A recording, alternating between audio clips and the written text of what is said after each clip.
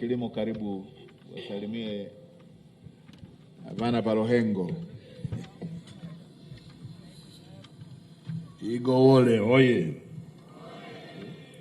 Nyevaka Mwene, Nogage, Makasi. Mheshimiwa Waziri Mkuu,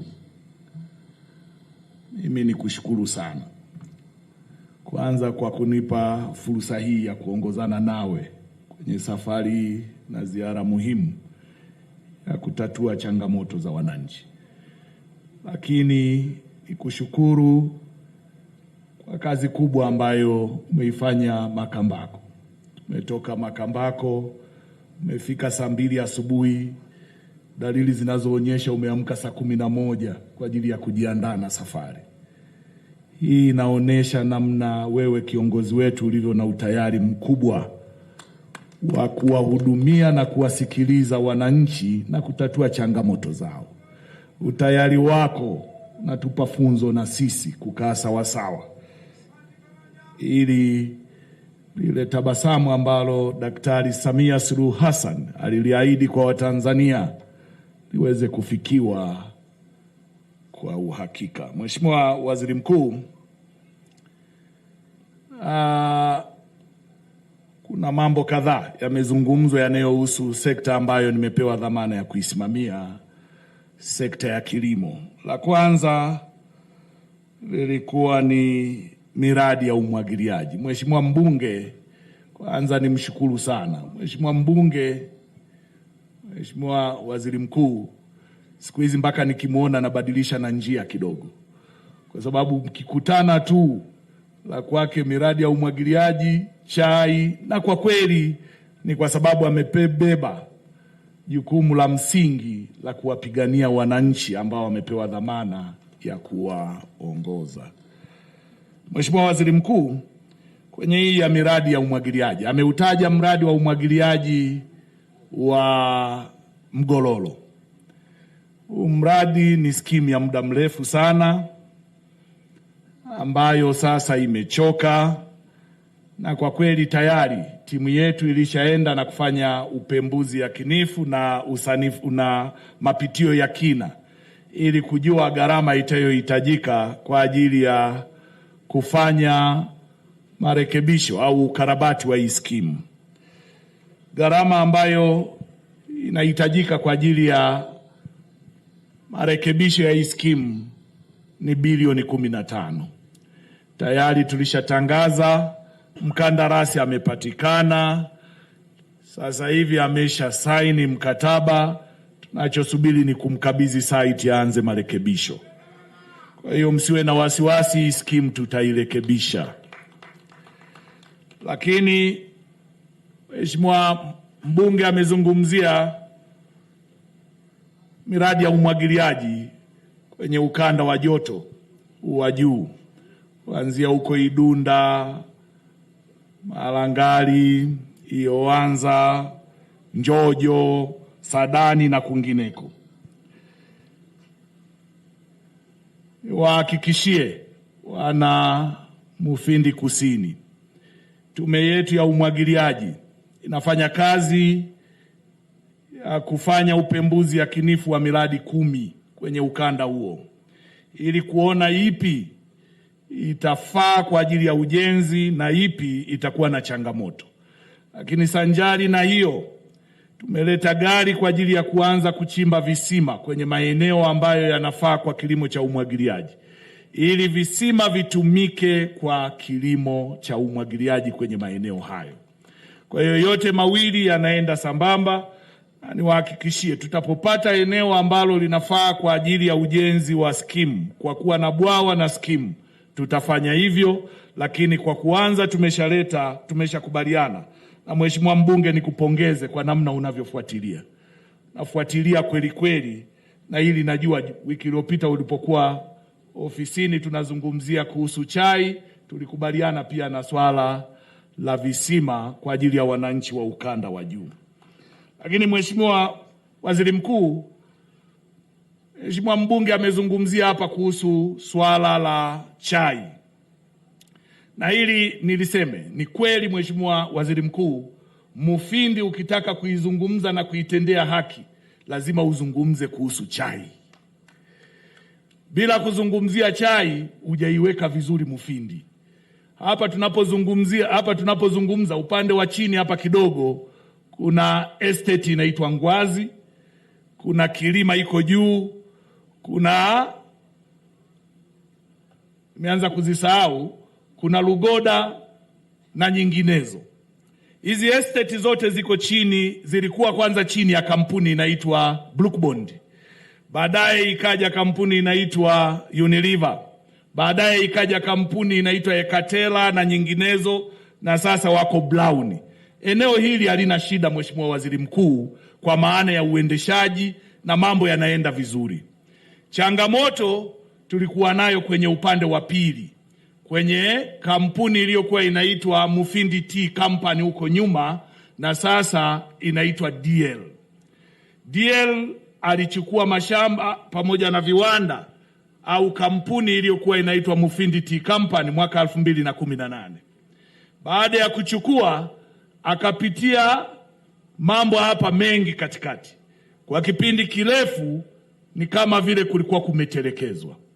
Hivi sasa, baada ya uamuzi wa Mheshimiwa Rais Samia Suluhu Hassan ya kuweka msukumo kuhakikisha mashamba hayo yanarejeshwa na viwanda vinarejeshwa kwenye uzalishaji, mwaka jana katikati DL alipata mkopo wa dola milioni 10 ambazo amerudi na yeye katuhakikishia anaenda kufufua mashamba na kufungua viwanda.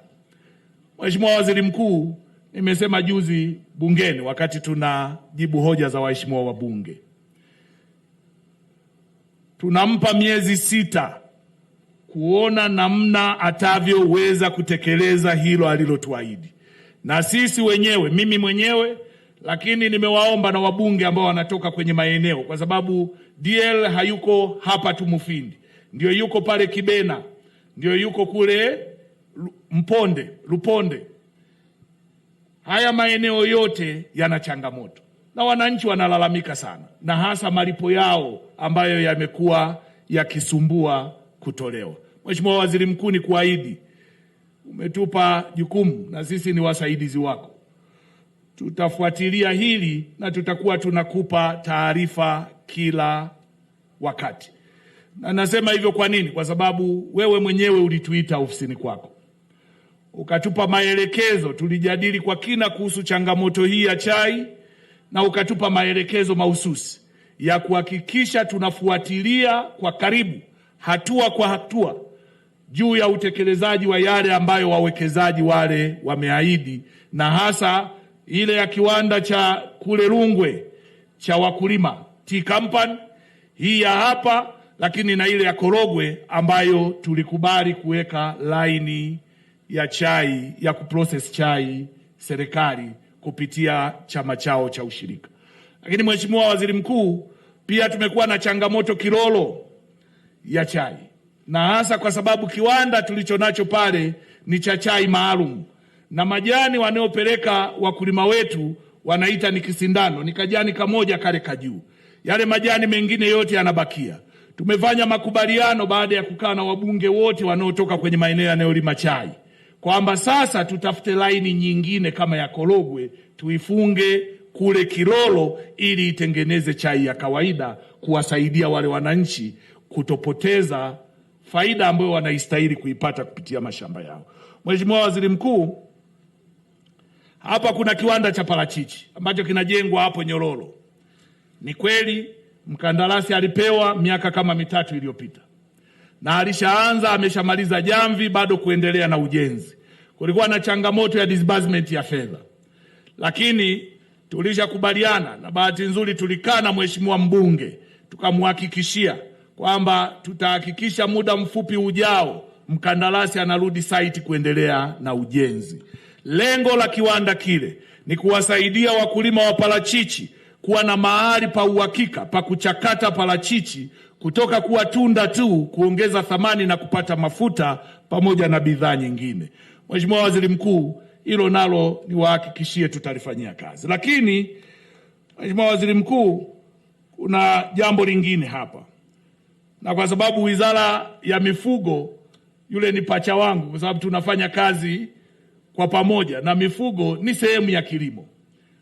Mheshimiwa mbunge amezungumzia kuhusu shamba la SAO hili la mifugo, na mimi nikuhakikishie, jana tumezungumza sana na Mheshimiwa Waziri wa Mifugo Daktari Bashiru Ali kuhusu hilo, na akaniambia anajua litazungumzwa, akaniomba likizungumzwa niseme kwamba moja ya jambo la msingi sana ambalo anakubaliana na wananchi ni kuhakikisha lile shamba linatumika linavyotakiwa. Hivi sasa shamba lile ambalo halina tatizo ya chakula kwa mifugo, lina maji, ndilo linalopitiwa na Ruaha Kuu pale pembezoni mwa hilo shamba, lakini juu kuna mto mwingine mdogo ambao unatokea sehemu inaitwa Irundi kushuka chini. Maeneo hayo yote yanatupa uhakika wa maji ya uhakika, na yeye mpango ambao ameniomba tushirikiane, anataka Mheshimiwa Waziri Mkuu, pale pawe ni kituo cha uzalishaji wa mbegu za kisasa za mifugo kwa ajili ya wananchi. Na mimi kwa sababu tuna mradi wa pamoja wa kutekeleza malisho na yeye kuendeleza mifugo, mimi nimemhakikishia pale tutaweka bwawa ili yeye amalizie kuweka miundombinu, tulime nyasi, wananchi wataopewa mifugo wakati wa kiangazi wao wanaenda kuchukua nyasi pale kwenye ile shamba. Hayo ndio malengo, na kwa sababu sasa hivi soko la mifugo la kwenye mkoa huu ni kubwa. Asasi anaenda kufuata maziwa mpaka Njombe, Mheshimiwa Waziri Mkuu. Kwa hiyo hapa mtu akiwa na ng'ombe ana uhakika wa soko, na wananchi pia ni wazuri kwenye kutumia maziwa ndani ya wilaya hii. Mheshimiwa Waziri Mkuu, niliona niyaseme hayo. Nadhani nimeyamaliza yale ambayo nilitakiwa kuyasema. Nishukuru sana, nirejee kukushukuru kwa fursa. Mheshimiwa Waziri Mkuu, muda unaotumia kukaa kusikiliza mwananchi mmoja mmoja, sisi wasaidizi wako unatupa faraja kubwa sana, lakini unatupa pia wajibu kwamba hutegemei kutuona tumekaa na kutumia muda bila kutengeneza tija ambayo inarudisha furaha kwa wananchi. Mimi nikuhakikishie, Wizara ya Kilimo tuko tayari, tutafanya kazi usiku na mchana kumsaidia Mheshimiwa Rais na wewe katika kutekeleza majukumu yetu ili tufikie yale malengo ambayo mmetupangia na tumeahidi kwa wananchi kupitia ilani yetu ya uchaguzi ya 25-30. Mheshimiwa Waziri Mkuu, nashukuru sana, asante sana kwa fursa. Asante sana Mheshimiwa Waziri wetu wa Kilimo kwa ufafanuzi mzuri ulioshiba matumaini kwa wananchi wetu. Sasa nimwalike Naibu Waziri wa